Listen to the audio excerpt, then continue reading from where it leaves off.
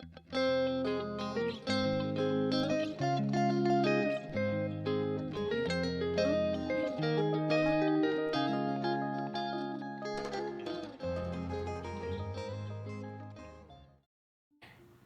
kids! Aujourd'hui, on se retrouve pour une nouvelle vidéo.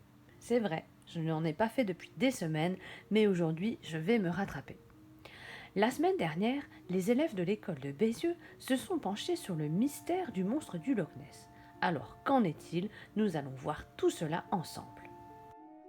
L'Écosse a toujours été réputée pour ses légendes de monstres et de fantômes, et nous allons nous approcher de Nessie, le fameux monstre du Loch Ness. Tout d'abord, qu'est-ce que le Loch Ness et où se situe-t-il? Le Loch Ness est un lac d'eau douce situé dans les Highlands, Écosse, au sud-ouest de la ville d'Inverness.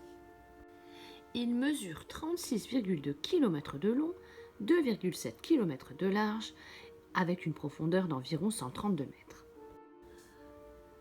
La légende du monstre du Loch Ness prend son essor dès 1933 grâce à une photo prise par le docteur Wilson.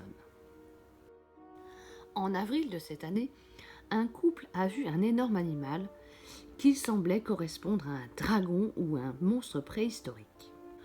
Ce monstre est passé tout près de leur voiture pour enfin disparaître dans l'eau.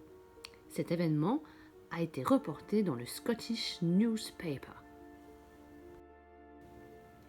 En 1961, fut créé officiellement le bureau d'enquête sur les phénomènes du Loch Ness. Le 14 octobre 1971, le père Gregory Brucey de l'abbaye de Fort Augustus contemplait le lac en compagnie d'un visiteur de l'abbaye bénédictine lorsqu'il vit un grand animal s'éloigner au large. Depuis, les observations se sont multipliées, surtout près des ruines du château d'Urquhart, qui est un poste d'observation idéal.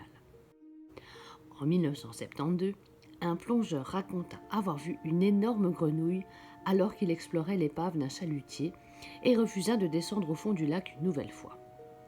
Plusieurs pêcheurs mirent longtemps à révéler avoir vu le monstre dans les eaux du lac, par crainte d'être pris pour des fous.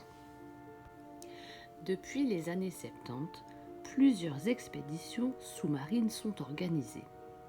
Plusieurs échos signalant la présence de grandes masses non identifiées en mouvement et de cavernes sous-marines ont été enregistrés par les appareils.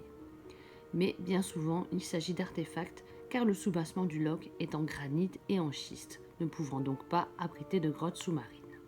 Dans les années 90, les observations se calment un peu. Mais depuis 2007, une vidéo montrant un mouvement sous l'eau du lac ranime l'attraction autour du site.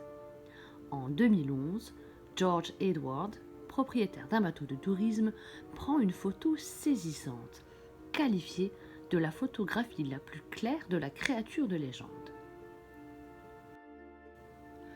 Anguille géante, serpent de mer, ou monstre préhistorique, ou tout simplement une légende, quel est ton avis là-dessus?